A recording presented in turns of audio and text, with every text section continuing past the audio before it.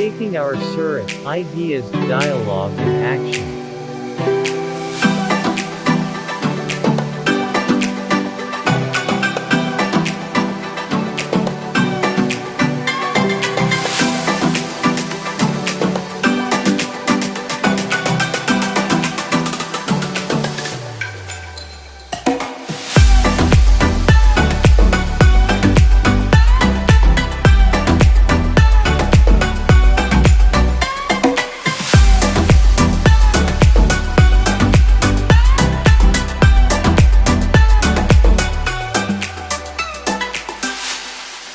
Welcome to the first episode of Shaping Our Surat, and today we have Ms. Yesha Pabari, who started the Project CodeStars, which was about teaching students in government schools programming languages. And today is World Computer Literacy Day, and we felt that it would be great if we can know, like, this whole day is celebrated just because students and especially women have like lower literacy rate of computer education, and now this project was aiming to teach them programming. So already did that. So how did she think about this idea, and what all impact she has created in Surat, we'll get to know in this video. So hi, and welcome to the first episode. So Yeah. Thank my, you my for first having me. question, yeah. So my first question is like, what led you to the idea of Project CodeStars? Like, uh, how did you think that government school students need to learn programming? Yeah, so basically, I mean, that's a very given fact that not all of us have been able to learn programming language in school time, right? And it just felt very natural that we don't need to wait till we join college to be able to learn that. And the basis or something related to programming language can be taught in school. Now, obviously, as we know that it's something that is very openly available, it's very easily available and free to access as well. So that's where the idea came that maybe we can start teaching them with those resources, because it's always better to learn a new skill, in the sense that it obviously opens up economic opportunities for them in areas which they might not have ever thought about, that sitting on a computer we can earn enough to make a living and help our family with the economic situation as well. So that's the basic idea with which I started. But later on, as I explored this arena, because I myself don't come from a programming background, so I just Yes. realized that it is really helpful for anybody. Like, it's not just the kids and adults, but for anybody to learn programming language, because it helps in improving your skill sets, just like critical thinking and other 21st century skills that are mentioned. So I did see that it's not just about later on it became it's about uh, making education in a way that the kids find it very helpful and using it in day-to-day life as well, because there are many examples where kids were given some tasks to do, and trying to understand different pathways in which they can maybe, let's say, resolve a problem that they're seeing around themselves. And these critical thinking problems have helped them come up with really creative solutions. And the thought process and mindset completely changes when a person is learning and practicing programming language. So that became an addition to the economic benefits that a person would get if they learn programming language. So yeah. So, like, now to the next question, how did you like? What did you start with? Because you do not come from a program, like you are not a programmer as such, and so how did you start? Like, what were the initial activities that you did, or did Mm, you start with the schools directly, or mm. Yeah, so basically what had happened is, as I do not come from that background, did not have much friends who knew programming language. So in the first meeting when I proposed it in Global Shapers, there was one individual who said that he knew somebody who has that background. So maybe I can, have a conversation with him to understand if he knows anything, what our kids being taught, or what's easier to teach them when we start teaching programming language. So this discussion started, I believe, in August or September or something. So that is like half of your academic year is done. So we had planned that for a couple of months we'll do the research on what, how, which school to target, and how many students to teach and who would go and teach them, and also the very basic fact, like what would be the curriculum set to teach them. So I did come up with a lot of ideas, and a lot of people helped out in understanding which programming language, or what to start with. But again, the issue was that we couldn't find anybody who would go and teach there. So the school that we had finalized was in Pandesara. It's a government school, and it was easier for us to go there because we had done a project prior, like 6 months prior to the day I had approached them. So it was easier for us to, have a conversation with them and teach them. And they were also very much excited that, something like this is going to happen in our schools.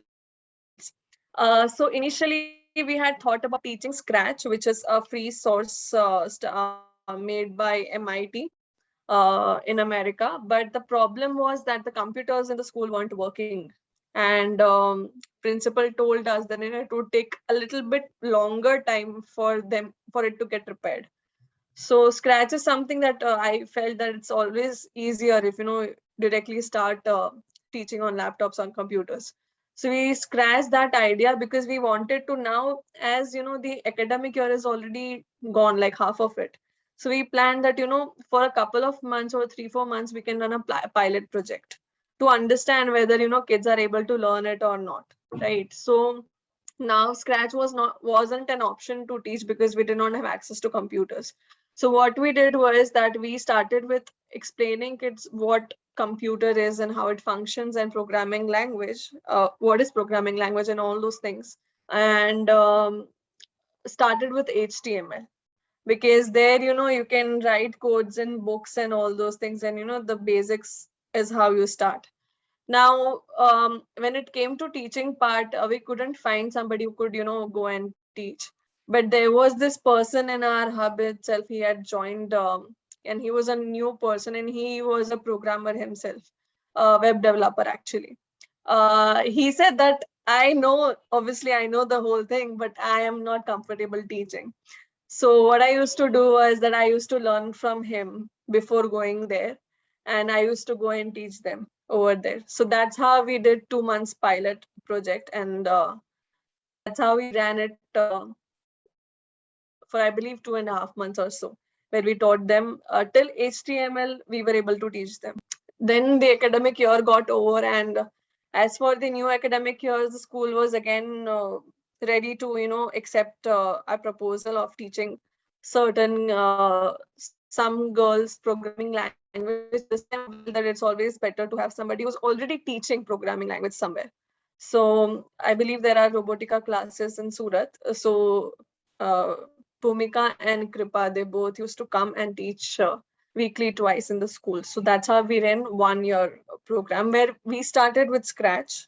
They used to take their laptops and started with Scratch, and then later on started HTML.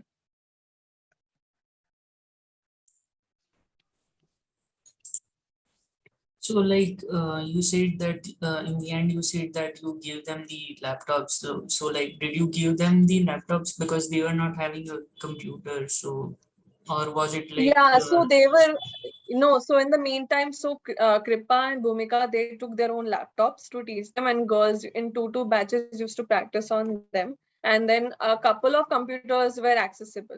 So a couple of computers had started. So I believe it happened like 2 girls or 3 girls per system. That's how they used to sit and, uh, learn all these things.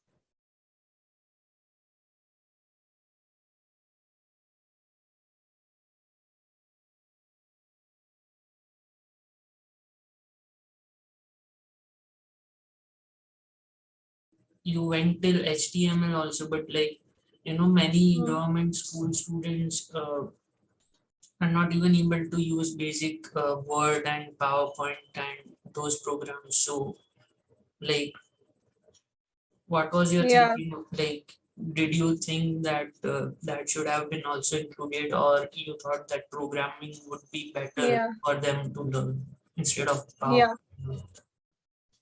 Yeah, so actually we did think about it that why not we teach them all these things. But we felt that as we go around teaching them programming language and all, these tools can be used to explain them, right? So that's how they can in between they can learn what is Word and what is PowerPoint, because let's say if these people are explaining them something, so they might use PPT slides, right? So then they can explain what is PPT and all those things and how do you do it. Obviously that was not very well put up in the curriculum that we were working on, because again the first year itself was again something where we learned as to what can be a part of the curriculum and how much can we teach in 1 year, considering the grasping power of girls also who have never even touched computer before. So that's the question that we had, and we just felt that using a whole year just to teach a Word, PowerPoint, and all those things might not make that much of a sense, because at that point of time, they also don't need that level of skills, right? In those things. So we just felt that in between, they can easily learn Word, PowerPoint, and all those things in 1 or 2 classes, the basics of the same, which can be helpful for them to, use and understand from as well.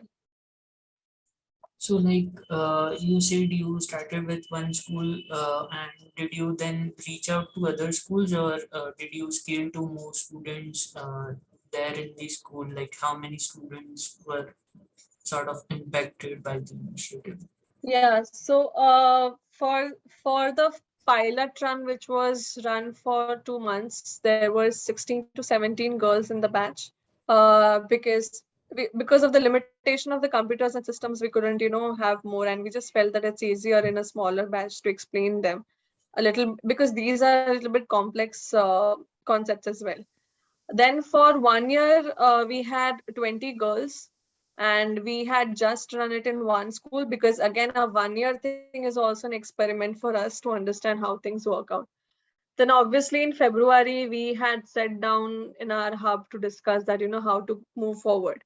So we did plan out how many schools we can approach, or because there were many other schools which were in touch with us, or we had done some or the other kind of projects over there, and we were in verge of having meetings with them and everything, but then COVID struck, and we had to put a pause on this project during that time. So, like, do you think, like, do you plan to continue this, like, after a few months, or like, is it still going on, or someone else might have started? Because these days there are a lot of startups offering coding for kids and all of that, but I don't think they are helping these kids in, you know. I absolutely agree. And actually, in the meantime, I got in touch with, during the COVID period itself, I got in touch with an NGO which is based in Ahmedabad. The name of the NGO is Code to Enhance Learning. So they focus on Irfan. His name is Irfan. So the founder of CEL. So they used to focus on teaching programming language to kids belonging to such schools itself. And again, he was also hit because kids don't have system at home. We did talk about, how is it, if there is any way possible where we can teach these kids at home. But the issue was that kids don't even have access to smartphones. Hmm. There are many applications which help in learning programming language in mobile phones as well, but even that was difficult. So we did discuss a lot, but for the time being, there was no feasible way, to teach the kids programming language. So that's the concern that we had. Moving forward, definitely, I felt that, we can move ahead and teach. We can always restart this project because a lot of things are in place already and were in place already. We just had to, expand to more schools. So I believe that once we have, I mean, even schools are facing challenge right now where, they need to have kids in the premises and regularly they need to come. So if situation gets better and if it's feasible and accessible for all of us, definitely we can start the project. But for time being, we had to put a pause on it because there was no point in dragging it when we know that resources are not available at the end point to meet the demand. That's very inspiring, and because I was with the hub since like 2019 and had seen this Yeah. project running, and it's very inspiring how like even whatever the number is, but even one of them has got benefited from it, then it's very helpful. And so like what would be your message to those who will be watching this later on and right now? What would you say them, especially the girl students who are still in schools or like college, and because you Yeah. also started something, because many people do have this idea, but you actually Mm. started it much before it became a trendy thing to do. And Yeah. so Yeah, so basically, I would say that there are two parts. If you yourself want to learn it, there is no difficulty in learning it because I myself, coming from zero background and no interest in computers, was able to, understand how HTML works, and because that's how far I had learned things. And it's very easy because there are many resources available for us to, understand and learn from online itself. So we don't have to spend so much.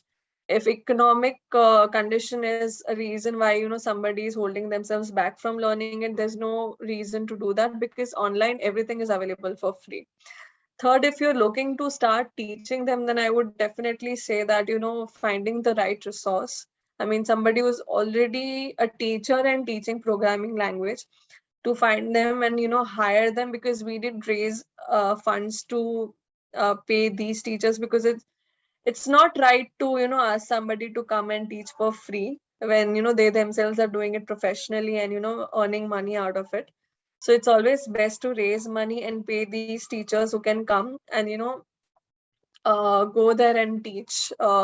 So schools can be supportive, cannot be, but there's always where we can try. There are many NGOs who are in Mumbai. Also, there's one, we had gone there as well to understand how they are teaching from hub. Me and a couple of more people had gone and we went there, and after school they are teaching because school is not arriving during school period, and they are also teaching like 20-25 kids only, because that's the capacity that they can handle. So that's completely fine over here, because numbers is something you cannot look at this point of time when you yourself are just trying to understand how to run the project. So keeping in mind that kids will take their time to understand and learn, and especially when they don't have any access to computers, it does take a lot of time. And just, I mean, it's always best to come back to our roots, where wherever we are stuck, because there were some people who were saying that girls are not writing the codes right because they are making spelling mistakes. So what I used to do during my pilot run was after every 2-3 sessions, I would take a spelling test. Because I mean, let's say that English is not something that they are going to learn very easily, right? They don't have access to the language.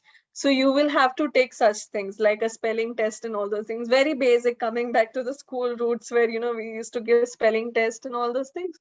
So that's how you do. And definitely it's very much possible because there are many people who understand the need. And definitely now that it's in the national education policy also, that there's a compulsion to include all these things.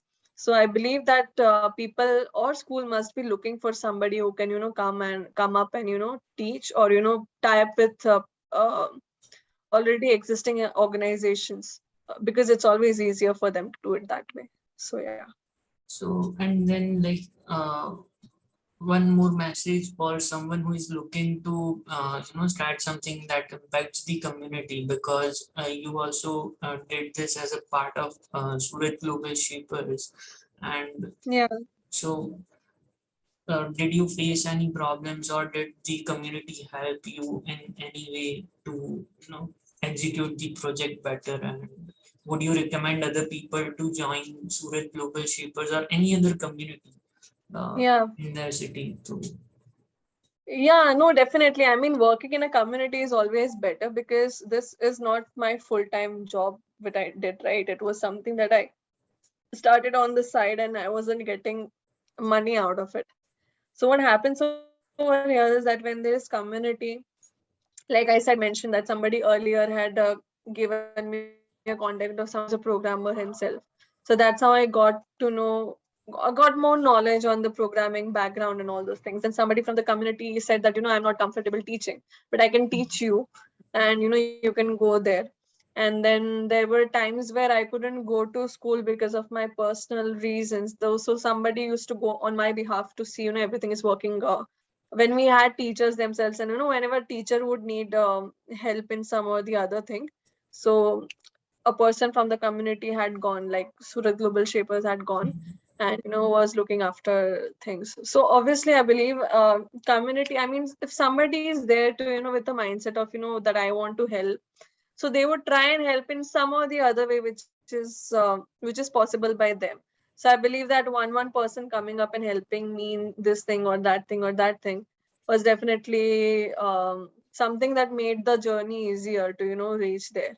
Somebody had come with me to talk with the principal because they had talked earlier with him as well. Somebody helped me in drafting the proposal and everything. So it's all like with the mindset of working towards the community and making it better for everybody out there. So definitely joining such, not just Surat Global Shapers, but any community like that would definitely be helpful if the mindset or the goal uh, or the agenda of the community is exactly or similar to what you want to pursue or achieve. So yeah.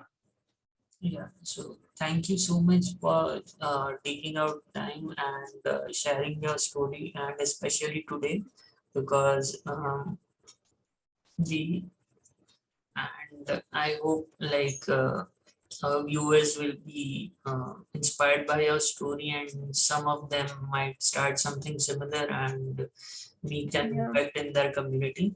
And Yeah. also, you can be a part of Global Shapers community in your own city, and the hubs are recruiting every now and then, and you can keep an eye there. So do follow on social media for more updates.